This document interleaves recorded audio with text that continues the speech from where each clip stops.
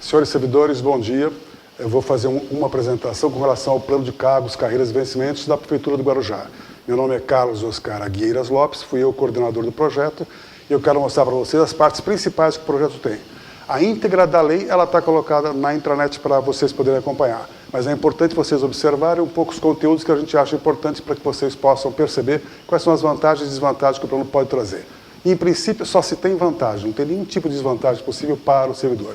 Vamos lá que eu queria contar um pouquinho essa história com o plano para vocês. Bom, primeiro contar um pouquinho qual é o nosso objetivo quando se faz planos de cargos, carreiras e vencimentos. Primeiro a gente estabelece padrões e critérios para a evolução funcional. Ou seja, o que é a evolução funcional? A evolução funcional, fundamentalmente, é para dar possibilidade do servidor poder crescer na carreira. Ou seja, hoje você entra na prefeitura através de um concurso público, você entra no primeiro nível que você tem de salário e a sequência você não tem para onde progredir. O que é feito um plano? É para dar possibilidade de progressão, é o que a gente chama dessa evolução funcional para todos os servidores do município do Guarujá. Como é que a gente trabalha com isso? É muito importante no plano a gente falar em criar as bases de uma política de recursos humanos capaz de conduzir de forma eficaz o desempenho, a qualidade, a produtividade e o comprometimento do servidor com os resultados do seu trabalho. Quando se fala de plano, a gente está falando de alguma coisa muito clara com relação ao que pode ser feito numa área de recursos humanos da prefeitura. É criar uma política efetiva de criar benefícios para o servidor, pedindo com que haja algum tipo de reciprocidade com relação ao trabalho que o servidor pode colocar na prefeitura. E óbvio que se espera o que também? É fundamental qualquer projeto que se faça em governo, que haja um projeto de melhoria da qualidade e eficiência do serviço público. Ou seja, a prefeitura dá um benefício para o servidor, mas ela espera, obviamente, que haja uma contraparte do servidor com relação ao trabalho que ele pode desenvolver. Quais são os princípios que um plano de carreira tem? O que é importante a gente saber dentro de um plano de carreira? Primeiro, que a gente fala numa racionalização da estrutura de cargos. O que é isso? A prefeitura pode ter 50, 100, 200 cargos e a gente faz uma análise, quando a consultoria começa, de quais são os tipos de cargos adequados para cada prefeitura.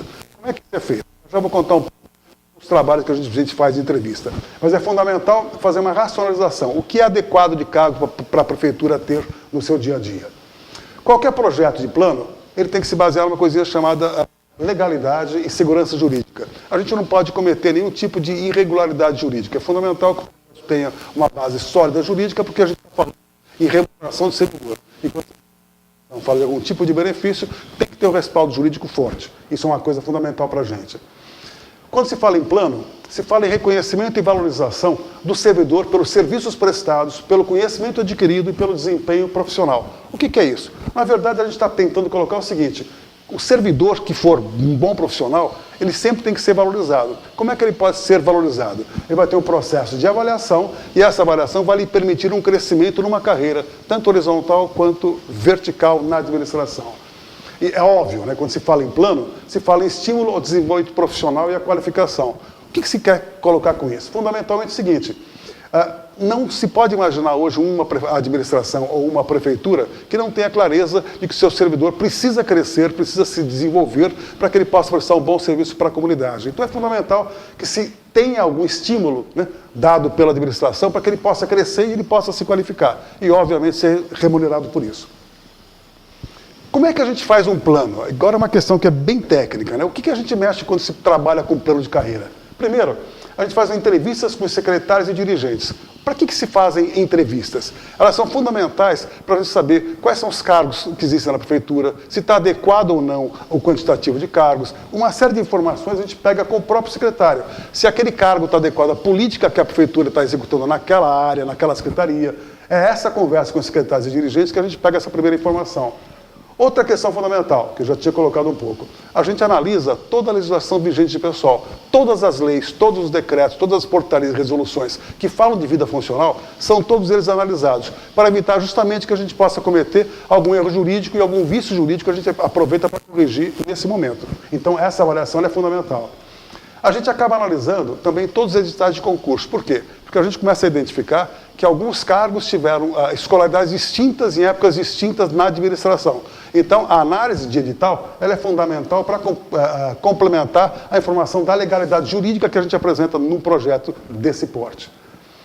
Análise da folha de pagamentos. O que eu quero quando a gente pega a folha? A gente tem um trabalho que ele é absolutamente exaustivo, que é levantar uma base de folha, uma folha de pagamento específica da prefeitura. A gente pega um mês absolutamente típico, um mês que não tenha tanto 13º, não tenha férias, o que for, para fazer o quê? Para a gente poder identificar quais são os benefícios que cada grupo, cada cargo, cada servidor tem. Por que isso? Porque a hora que a gente mexe na base salarial do servidor, a hora que eu mexo em formas de conseguir administrar os planos de carreira, é fundamental a gente ter informação muito clara de qual é o tipo de valor que eu vou mexer com cada servidor. Então a folha de pagamento ela é fundamental para ser trabalhada.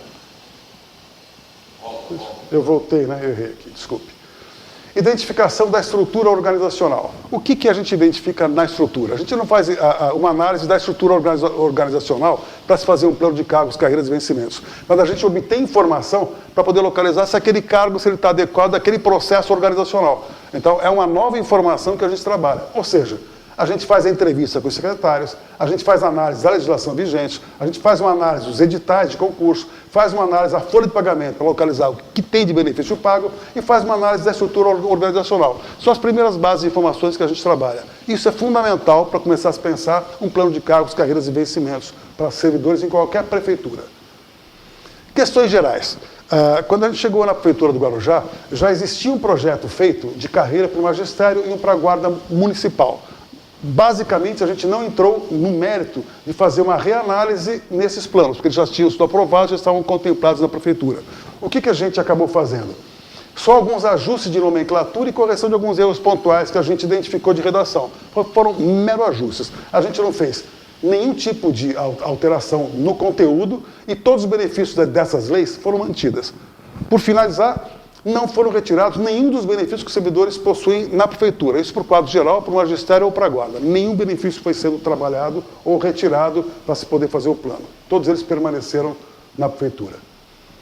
Como é que a gente faz um plano de carreira? Como é que isso começa a trabalhar? Depois daquelas informações que eu coloquei, daquelas entrevistas, daqueles levantamentos, a gente começa a montar o quê?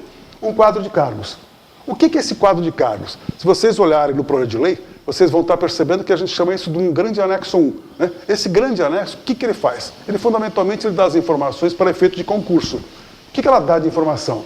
Ela tem que me dizer qual é o cargo, qual é a quantidade de cargos que existem, qual é a exigência de escolaridade para o concurso público, qual é o grupo salarial aonde esse cargo, esse grupo de cargos está referido e quais são as jornadas de trabalhos que esses cargos têm. Por que isso? Porque essa é a base de informação para concurso. Então a gente busca muito, ao final do trabalho, ter essa informação para todos os níveis de escolaridade, desde o fundamental incompleto, completo, médio, médio técnico e superior. Então o quadro de cargos é organizado de que jeito? Primeiro, eu tenho que localizar qual é a nomenclatura do cargo, definir qual é a nomenclatura, quais são os níveis de escolaridade de ingresso, os que são exigidos em concurso para cada cargo, qual é a quantidade de vagas que são criadas, quer dizer, eu tenho já no projeto de lei, essa quantidade é que vai sendo aprovada perante a Câmara, e qual é o salário básico que o servidor tem. Aqui, ó, já está agrupado nesse grupo salarial. Posteriormente, eu já vou colocar quais são os salários. Essa é a realidade que a gente encontrou na prefeitura do Guarujá. É uma realidade bastante complexa. Na verdade, aquela mesma informação anterior, que é onde a gente procura chegar nesse tipo de informação, para poder chegar aqui, a gente tem que passar por toda essa análise de dados. O que essa análise de dados coloca para a gente? Só a título de exemplo. Isso aqui é uma tabela, né? Uma primeira análise de ensino fundamental. Eu tenho a nomenclatura dos cargos, como eles estão colocados hoje na prefeitura, a quantidade de cargos que tem, os providos e quais são os vagos. E a gente foi atrás da informação dos editais aqui dentro. A legislação já me dizia claramente quais eram as escolaridades necessárias para alguns cargos. Mas em alguns cargos a gente começou a encontrar algumas peculiaridades. Por exemplo, nesse cargo de artífice, nesse edital, eu tenho diferenças internas a ele enquanto formas como foram sendo colocadas. Por exemplo, num deles eu coloquei alfabetizado, no outro eu coloquei fundamental incompleto, no outro eu coloquei ensino fundamental completo. Não pode, isso não pode acontecer, a prefeitura não pode trabalhar dessa forma. Necessariamente, o que a gente faz num quadro desses é pré-definir qual é a exigência. Ou seja, daqui para frente, a prefeitura vai ter o quê? Quadros que lhe tenham clareza com relação a qual é a escolaridade de ingresso que o servidor tem que ter para aquele cargo. É isso que a gente busca tentar localizar e padronizar na administração. Outra questão, no mesmo grupo de ensino fundamental, eu vou estar trabalhando com uma série de valores distintos. Esses valores na prefeitura atual são cerca de 24 tabelas, e a gente tenta fazer uma racionalização com relação ao quantitativo de tabelas também que a prefeitura utiliza. Aqui, outra vez, você vai ter editais, né, que dizem um tipo de situação com relação à questão de ensino fundamental. Aqui um novo exemplo que é só do ensino médio, colocando outra vez a mesma situação, ok? Mais de um tipo de edital com situações distintas. E valores que foram, valores que foram sendo trabalhados. Deixa eu voltar para cá, né? Então, na sequência, o que é importante a gente perceber? Que para chegar naquela análise que a gente acaba fazendo para todo mundo, desde o nível abaixo fundamental, fundamental, médio, médio técnico e superior, a gente acaba chegando em algumas conclusões. Por exemplo, informações diversas sobre a jornada de trabalho de um mesmo emprego. Isso é o que a gente encontra na prefeitura. Eu tenho mais de uma informação com relação à jornada, né? Eu tenho uma existência de 24 tabelas salariais. Somente alguns cargos são contemplados com promoção a cada 7 anos. Ou seja, vocês sabem, o servidor sabe bem, que só alguns grupos de cargos da prefeitura têm essa promoção, né, a cada 7 anos. Valores iguais para jornadas de trabalho distintas. A gente tem isso, uma coisa que foi muito complicada da gente conseguir lidar na prefeitura. A informação que a gente tem não quer dizer que seja a informação real de trabalho do servidor. Mas a gente encontra jornadas de trabalho distintas para cada cargo. Eu tenho um cargo com 30, com 36, 40 e 44. Pior, eu tenho essa informação na mesma base salarial. Então a prefeitura necessitava fazer um ajuste e uma correção com relação ao trabalho que está sendo desenvolvido. Proposta da fundação e da administração da prefeitura. Primeiro, redução dessas tabelas de 24 tabelas para 14 tabelas salariais, né? Adequação das jornadas para cada cargo, né? Ou seja, eu vou ter um padrão de jornada para cada cargo. O servidor que poderia entrar na prefeitura, a jornada ou é 36 ou é 40, o que for, mas ela tem que ser uma jornada pré-definida para aquele cargo. Adequação isso aqui é complicado de vez em quando. Adequação do valor hora pago para cada cargo. Na verdade, se eu tenho horas distintas, né, e eu tenho um único valor, tem alguma coisa errada na forma de você administrar. Portanto, foi tudo absolutamente ajustado com relação ao valor hora pago para cada cargo, né? E permissão para redução de jornada com valor proporcional. Ou seja, eu vou pré-definir, por exemplo, que um cargo na prefeitura vai ter 40 horas, né? Eu posso autorizar que ele faça 36 ou 30, mas ele vai ter uma redução proporcional de valor. Como o servidor não perde? Ele não perde por quê? Porque, na verdade, as tabelas foram construídas com base no valor hora e por nível de escolaridade de ingresso. Ou seja, considerou-se o maior agrupamento de servidores por jornada, normalmente o maior valor pago para cada cargo. Ou seja, quando eu digo que vai ser 40 horas, se eu tiver alguém que era 30, o valor passa a ser 40, e esse valor é que depois ele é proporcionalizado. Ou seja, nenhum servidor perde nada em lugar nenhum. Se ele ganhava R$2.000, R$1.500, ele vai ter sempre o valor absolutamente adequado ao que ele já fazia. O que a gente faz é uma adequação do valor e para de ter esse tipo de questão onde eu tenho jornadas distintas com o mesmo valor base de salário. Só retomando, é fundamental localizar que isso daqui é uma questão, primeiro, de reajuste nas tabelas. Se a gente tem 24 e passa para 14 tabelas, ela é fundamental porque isso me amplia a possibilidade de margem salarial para o servidor. Quando eu falei adequação de jornada, eu estou deixando bem claro qual é a jornada que tem que ser colocada para cada cargo. Eu não posso ter várias jornadas para um cargo só, a não ser que a lei o permita. Quando se fala em permissão para redução de jornada com valor proporcional, é exatamente para aquele grupo de servidores que já tem direito na prefeitura, e já isso é para garantir que essa redução de jornada ela é proporcional para ele, porque ela já foi autorizada previamente. Portanto, a lei contempla essa redução de jornada de acordo com aquele grupo específico da prefeitura. Essas são as tabelas salariais. Pode parecer uma coisa muito complexa, né? E no fundo, acho que sim, se todo mundo olhar já vai perceber. Na verdade, eu estou trabalhando com o quê?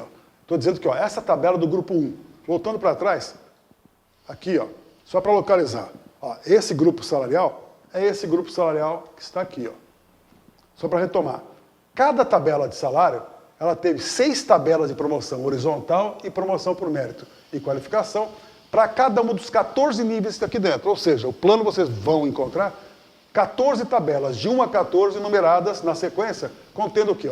Para 200 horas, para 180 horas, para 150 horas, para 120 horas, 100 horas, 96 horas. Os valores são todos proporcionalizados numa única base de hora. Ou seja, eu não tenho mais nenhum servidor que trabalhe 200 horas, ou que ele diz que trabalha 200 horas, formalizado, ou 180, com valores distintos. É o mesmo valor para todo mundo, sempre ele é valor proporcionalizado. Por isso as tabelas.